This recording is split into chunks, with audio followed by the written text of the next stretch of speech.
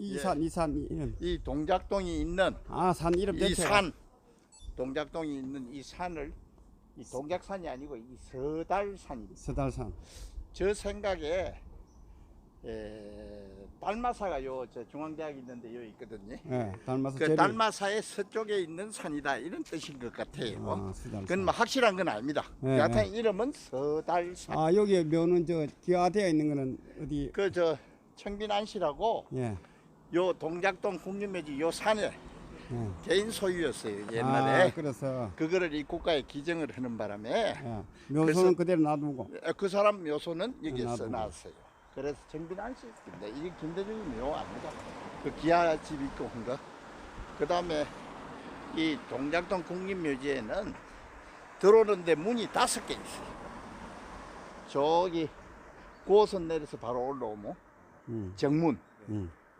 그 다음에 8번 출구예요. 그 8번 출구에서 올라오는 게 정문이고 예. 저기 4호선에서 내려가 그쪽에 쭉 올라오는 그건 동문.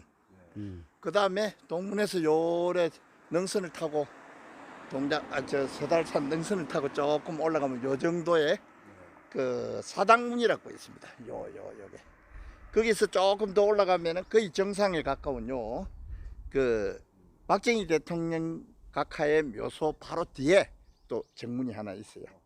그게 상도문. 상도동에 있다 해서 상도문. 거기서 뺑 돌아서 이쪽으로 가면은 흑성문, 중앙대학 뒤쪽에서. 흑석동. 그래서 문이 5개 있습니다. 요 들어올 수 있는 문이. 그리고 이 현충원에 들어올 수 있는 거는 아침 이 현충원 관리하는 직원들이 출근하고 나서 야간에는 이 출입이 안 됩니다.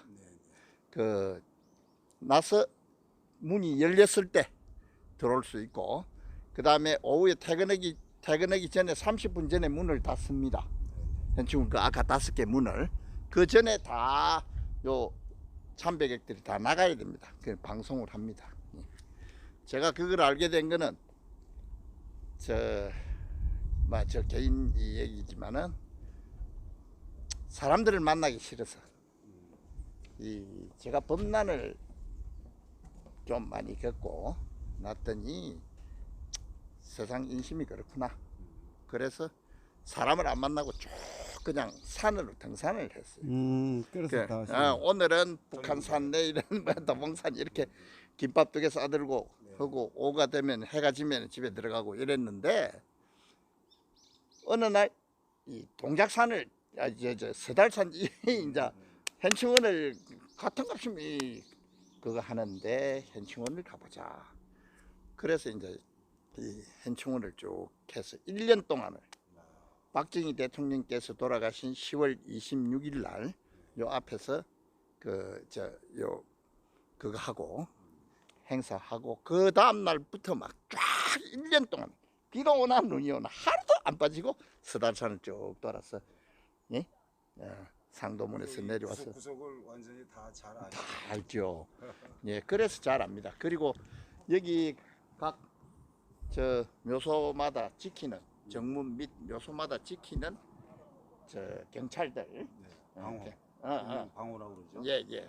그 사람들은 절대 한 장소에 이틀을 근무하지 않습니다.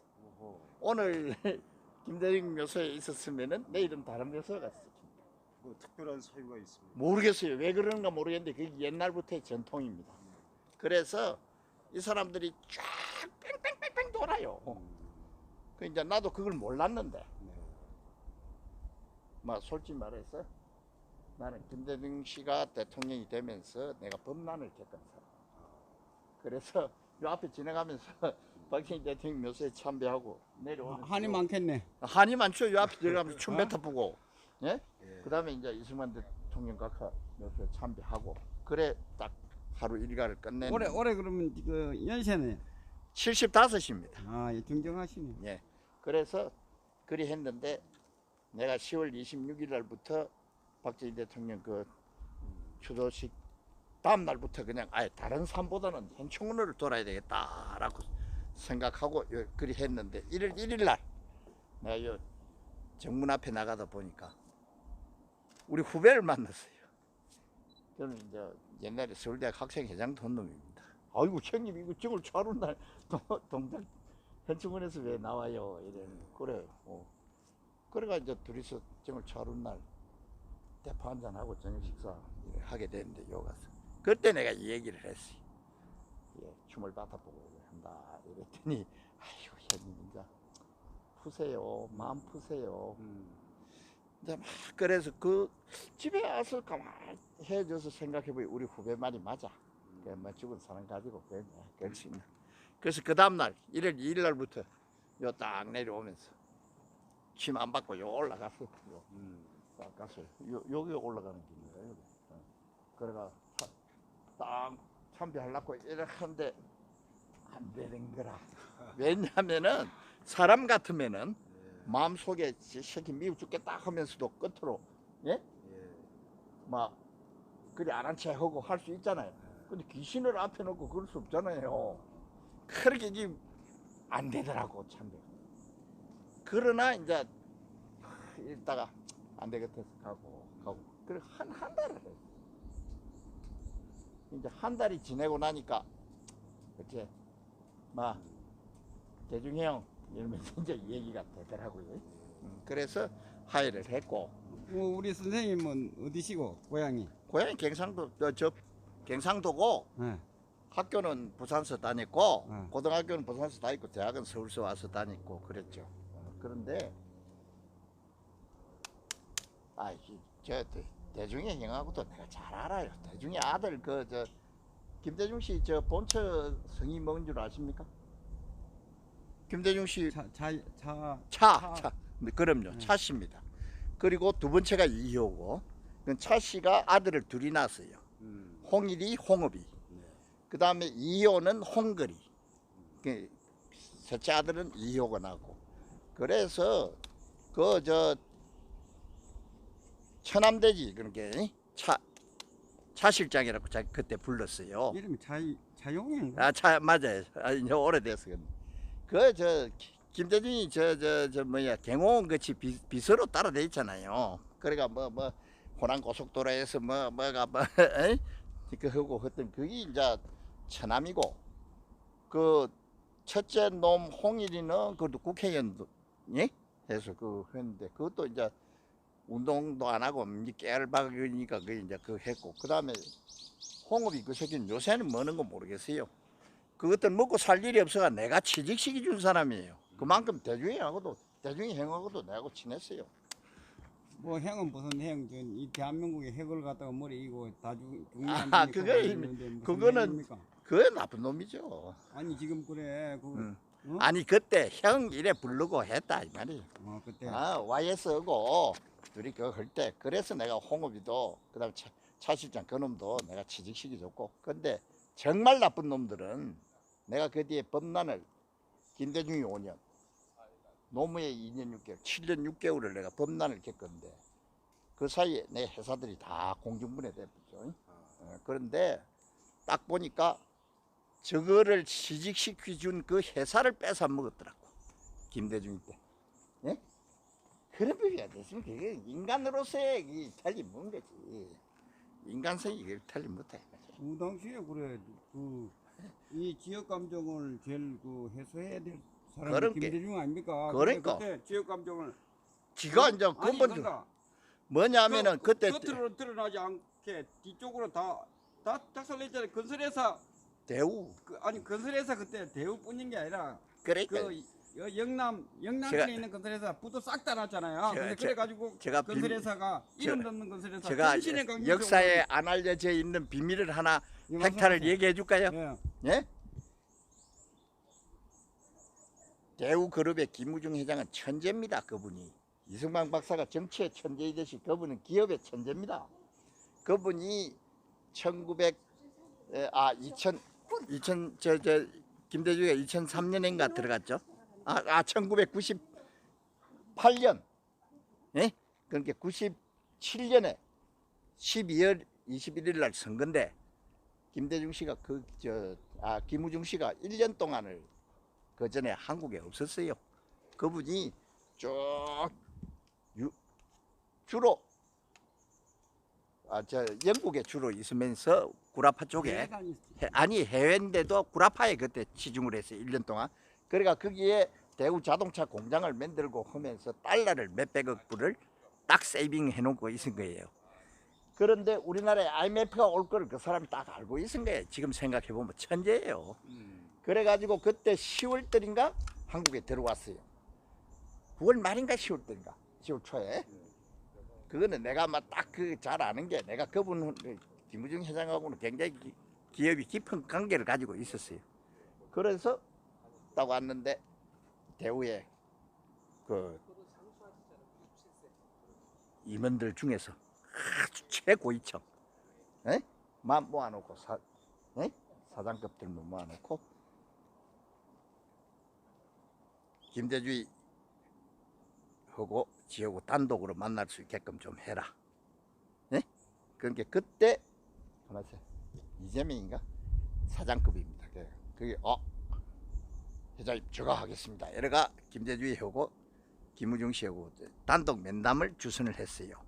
그러면서 그때 뭐냐면 YS가 실명제를 해가지고 금융실명제를 해가지고 비자금 만들기가 참 어려웠습니다. 현찰로.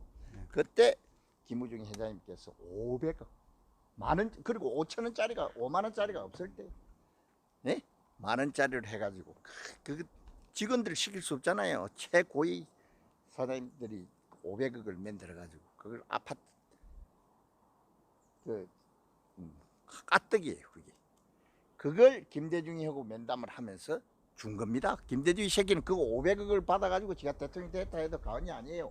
그때 저 누굽니까 이해창이가 된다 다 안 그랬습니까? 그러다가 IMF 딱 나고 이러면서 예? 김대중으로 갑자기 됐는데 김대중 어른은 우리나라 IMF 올 거를 알았어요. 내가 지금 생각해. 그러니까 1년 동안 구라파 쪽에 대우 자동차 공장을 만들면서 그 주금 받아가지고 빨랄라를 다 보관하고 있습니다. 그래서 그리 되면은 예차이가 안 되고 김대중이 된다는 것도 딱 김우중 회장이 딱 눈치를 채친 거예요. 그래서 그렇게 김대중이가 대통령 되자마자 김우중 씨를 그 정경련 회장 시켰어요. 김대중이 지가 뭐를 알아서 있지만은 지가 뭘 알아서 우리나라 IMF를 1년 반 만에 졸업시켜요. 예? 그 김우중 회장이 IMF라는 거는 사태랑은 달러 부족입니다. 그렇죠. 외화 부족입니다. 그 딱 하여튼 외화를 가지고 국가에 대납을 다 해주면서 우리나라 자기가 정경련 회장을 하면서 우리나라 IMF를 단시간 내에 전 세계에서 그런 역사가 없어요. 그런데 왜 대우 그룹을 다 망하게 해버렸느냐? 그렇게 우리가 생각해도 그 참 아이러니하네요. 결국은 아니 그러니까 뭐냐? 그놈 자식들 그 얼마나 어리가 없는 놈들입니까? 아니 그러니까 대통령을 만들어 준 거는 다름없는데 그럼요. 결국은 또 IMF까지 그리 어부했는데 그 이유는 뭐냐? 대중이 밑에 있었던 새끼들이 대중이한테 뭐라 했냐? 김우중이 저거 이번 기회에 없애야 된다. 네? 왜 그러냐? 김우중이가 지금 대통령 꿈꾸고 있다. 다음 대통령 꿈꾸고 있다. 국민 인기 올라가고 IMF 빨리 졸업시키고 안 그렇습니까? 그럼 아이고 그러니까 그 전에 정주행이가 현대 정주행이가 대통령 입후에 다 떨어졌잖아요. 그러니까 김우중 회장은 아주 정주행하고는 단수가 높으지. 퍼펙트하게 될 수 있는 계획을 했는데 김대중이 밑에 새끼들이 그걸 이제 안 된다 하고 끌어내린 거예요. 김우중 회장은 음해한 거나 음해한 거죠. 그래서 대우그룹 자체를 뺏어 먹었잖아요. 그런 상황입니다. 네. 나는 그래서 근데 제가 알고 있기로는 이것 때문에 이걸 바치라 하니까 안 바친다고 날린 걸로 이래 알고 있고 그거는 뭐 스스로 주는데 뭐. 김대중 그때 핵심 참모가 한 이야기가 나중에 나온 이야기가 뭐냐면